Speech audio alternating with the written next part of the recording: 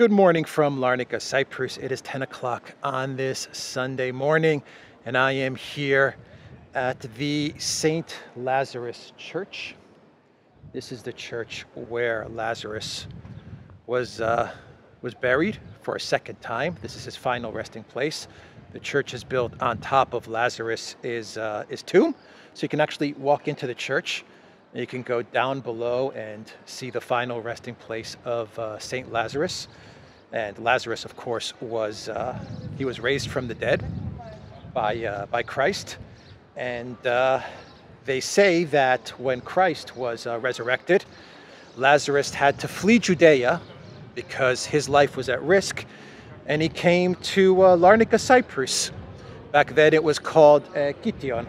And he was appointed the bishop of Kition by Paul and Barnabas, by the Apostle Paul and Barnabas. And he lived here, and he eventually just died of old age. This is his second resting place, and this is the church where Lazarus remains. So it's an interesting spot. Very, very interesting spot. Not many people know about this with regards to the tourists that come to Cyprus. Not many people know that Larnaca is the final resting place of St. Lazarus, but it is. Here it is. This is it. And that's a beautiful church. It's a nice church. It's very central, very close to the beach as well, and close to the Larnaca fort. So it's very easy to get to, easy to find.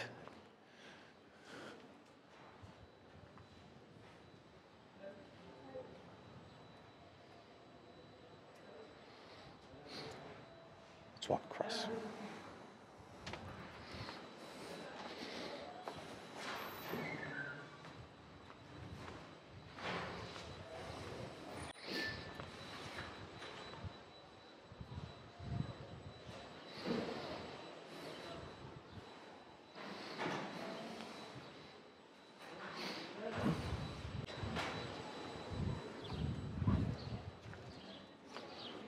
And if you just go right down the stairs, there's Lazarus's his tomb. So let's talk about the news. Let's walk to the Larnaca fort, and let's talk about the news. Let's talk about some comments coming out of the EU, the Austrian EU Affairs Minister, with regards to Zelensky and Ukraine. Let's discuss what else? Biden and his approval of another 150 million. To go to Ukraine. And what else should we talk about? The big story is Popasnaya. We'll do two clown worlds. One clown world is around Hunter Biden, and the other clown world will be a quick one. It has to do with something that Robert Barnes spotted on Michael Tracy's Twitter, and he sent it over. It's going to be a good clown world. It has to do with the Dallas, Texas restaurant. But the big news is Popasnaya. And we are getting reports that the Russian military has taken the town of Popasnaya, which is in the Lugansk region. Now, I'm not confirming this 100%, but the reports are coming in that Popasnaya is now under Russian control. This is the fight in the Donbass, the main fight, which is taking place in Ukraine. And actually, let me read you something that Kadyrov, the Chechen leader, said with regards to Popasnaya. And Kadyrov said this. One second, let me pull it up. Here. Kadyrov, where are you, Mr. Kadyrov? I'll also explain why Popasnaya is important. Here we go. Kadyrov said that the troops of Russia and the LPR took control of most of Popasnaya. The main streets and central districts of the city have been completely cleared. The remnants of the NAZIs in their holes are struggling in vain attempts to avoid inevitable punishment. This is what Kadyrov wrote. Now, why is Popasnaya so important? Well, Popasnaya is known as the Stalingrad of Donbass. It's a very important strategic settlement, the capture of which breaks the first, most powerful line of defense of Ukraine in the Donbass. A number of sources report that the Russian forces, the Allied forces, managed to take Popasnaya under full control. The next stage, apparently, will be an attack on Bakhmut along the H-32 highway, with the alignment of the front in the north and south. Bakhmut, in turn, is the key to taking control of the M03 highway, the main route to Slavyansk from the south. In other words, taking Popasnaya is key for the Russian military, for the Lugansk militia to join up with the south. And you also have the opportunity to move on a major supply route, which is Bakhmut. So this is, if true, this is a big development in Donbass, and we'll be monitoring it. I'll continue to monitor the situation and to just confirm, double and triple check that Popasnaya is indeed under Russian military control. It sounds like Kadyrov is saying that there's a mop-up operation going on, but let's give it another day or two and see what news we get with regards to this big battle that has taken place, and one in which Russia has now, for the most part, come out victorious. At least that's what Kadyrov is saying. So let's talk about Austria and what they said. Oh, I also want to talk about Estonia and some of the prices that are going up in Estonia. So over here we have the mosque, the Grand Mosque of Larnaca. You can see the minarets right up there, and the mosque is right next to the medieval fort. So you'll see, and then we have the beach, just right there on the edge of the fort. So Austria, the Minister of EU Affairs for Austria, told the press last week that Ukraine is not getting into the EU. She said that it will take, at a minimum, if Ukraine is lucky, 5 to 10 years to get into the EU. And she said that a whole bunch of Balkan countries are in line in front of Ukraine to get into the EU. So this is the Grand Mosque of Larnaca under the supervision of the World Islamic Call Society, State of Libya. So this is the mosque, and over here you can see, let me pan right there, you can see the medieval fort. Now this fort was constructed, I believe, by King James I of Lausanne, and then the Venetians took it over. This is the 14th century. Then the Venetians took over the fort, then the Ottomans, then the British in the 20th century, and the British actually used the fort as a prison. But this fort initially was built to defend the port city of Larnaca. Larnaca at that time had a lot of salt that it would export. Its main resource was salt, and it would export a lot of salt, and this fort protected the city. So I want to read a quote from, actually let's walk around. Let's go this way. So I want to read a quote from the EU Minister of Affairs and what she said with regards to Ukraine. Let's just take a quick peek. Cool. Very cool. And let me pull out my phone and get her quote out. Let's see, the EU Minister of Foreign Affairs, and what did she say about Zelensky? And boy, is she going to piss off Zelensky by saying this. So her name is Caroline Edstalder. Caroline Edstalder. She said that EU accession for Ukraine would be a long process to adjust to, which certainly cannot be achieved in the next 5 to 10 years. She also added that some Balkan states have been waiting for decades to join the Union. There could be no fast track for Ukraine. Boy, is Zelensky going to be upset at that statement. Look out, Austria. Look out. You are going to piss off King Zelensky. So that's coming out of Austria. Let's talk about Estonia. Estonia is going through some big price hikes. And inflation is really hitting hard in Estonia. The consumer price index saw a dramatic surge of 18.8% year over year in April. 18.8% year over year in April. With prices advancing faster than they have been in decades, according to the latest data revealed by Statistics Estonia. The agency reported that prices for goods and services were 14.4% and 27.8% more expensive, respectively, in April compared to the same period a year ago. Prices for electricity reportedly saw an enormous surge of 119%, while heat energy became 57.7% more expensive than in April 2021. Meanwhile, pipeline gas soared 237.2%.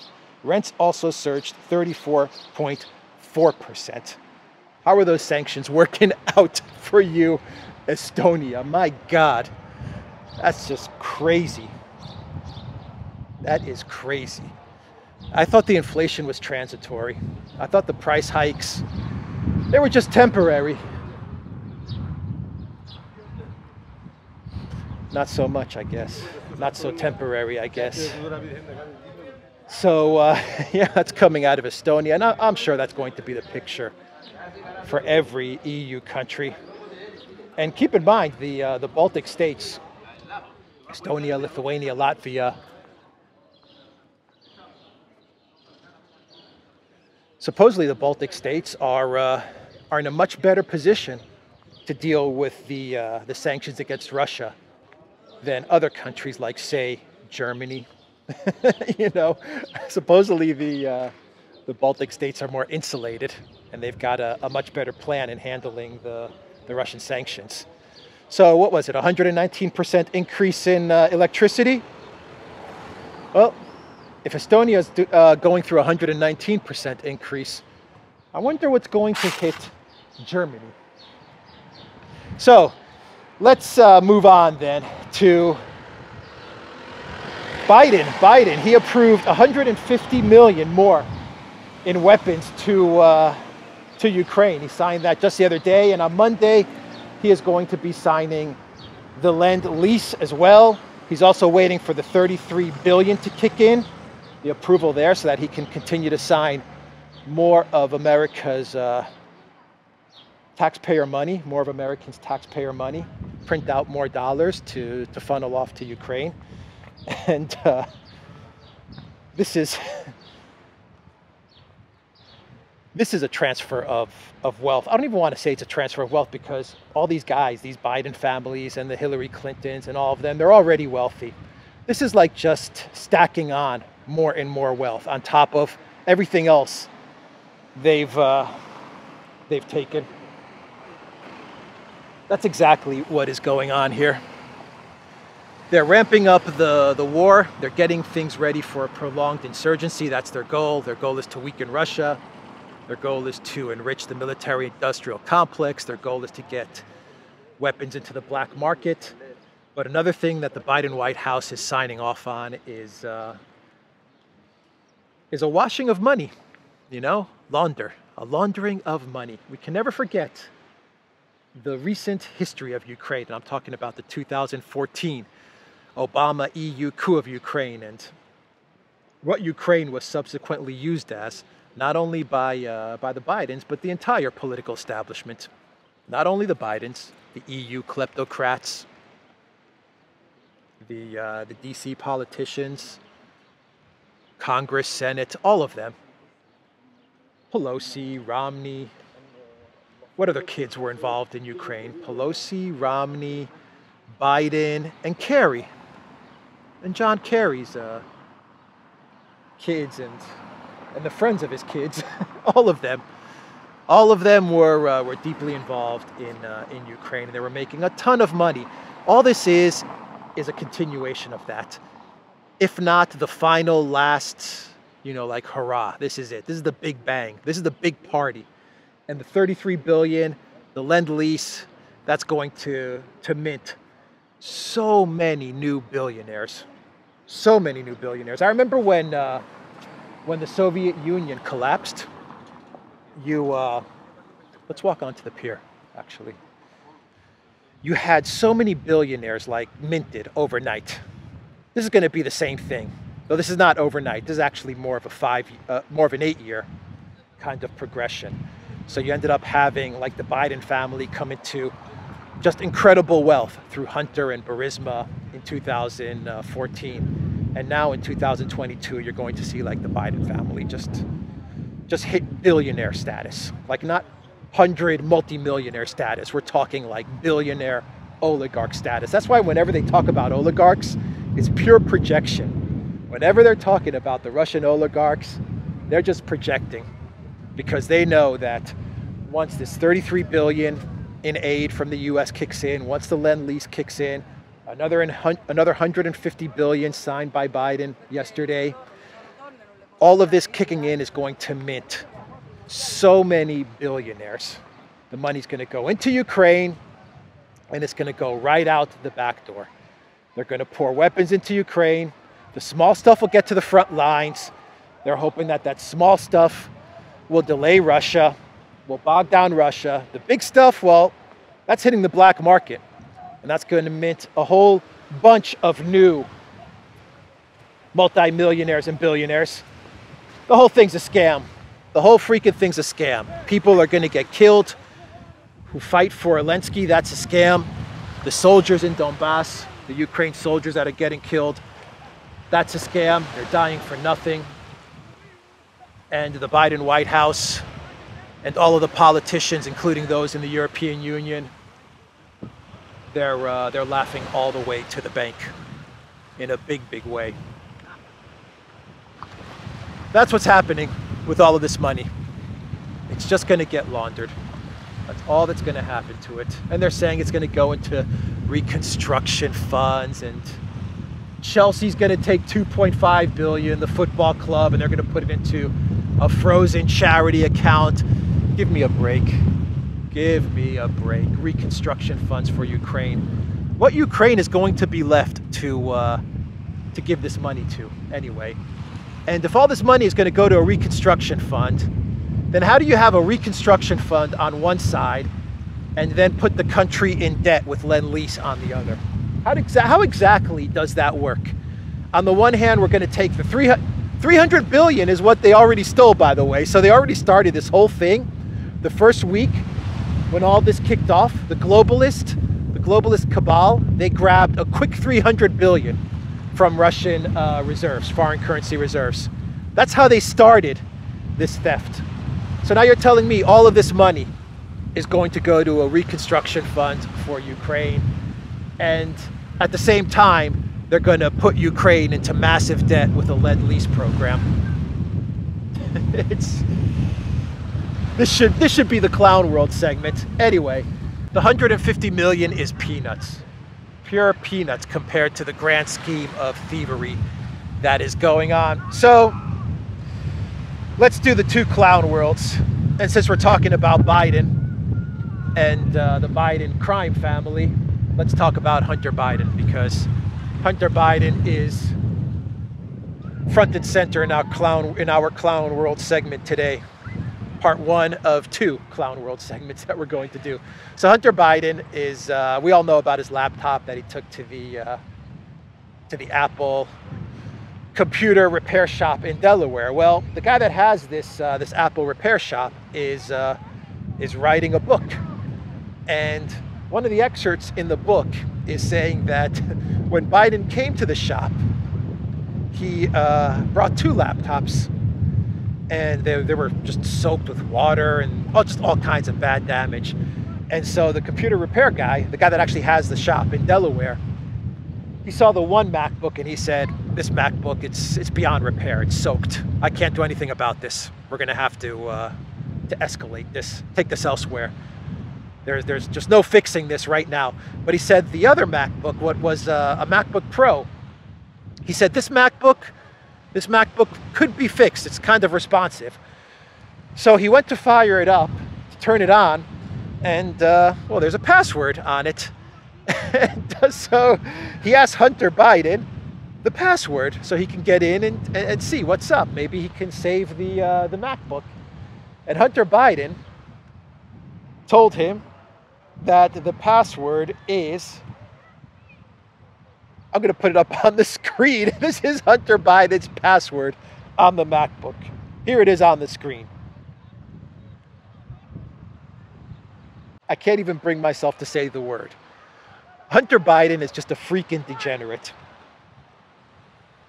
Hunter was actually, here's an excerpt from the book. Hunter started laughing. He said, my password is effed up. Don't be offended, he said, before announcing that it was what you saw on the screen just a couple seconds ago, or something to that extent. His inebriated condition made it difficult to understand his speech. My eyes widened a bit, and I told him that maybe it would be best if he tried to log in himself. This is according to the New York Post, which is citing this book from the guy's name is Isaac McIsaac. That's the guy, John Paul McIsaac, the guy that had the Delaware store that then got a hold of the Hunter laptops. So Hunter was inebriated, big surprise. He has a degenerate password, big surprise. The guy's a degenerate. And we're going to World War III because of Hunter Biden. This is the person that we are going to go to World War III for. Hunter Biden. Burisma. Joe Biden. Joe Biden's trip to Kiev, where he said, if I don't give I won't give you the billion if you don't fire the prosecutor. What was his name? The attorney general. What was his name? Shokin, I believe, the Ukrainian prosecutor. If you don't fire him, you're not going to get the money, man. Isn't that what Joe Biden said on video? Alexandra Chalupa, who was the Democrat, the DNC Ukrainian operative, who was smearing Trump. Ukraine Gate and the impeachment of Trump and the Zelensky transcript. Did I already say Burisma? Let me say it again. Burisma, Kolomoisky, Poroshenko, the Chocolate King, who was president of Ukraine.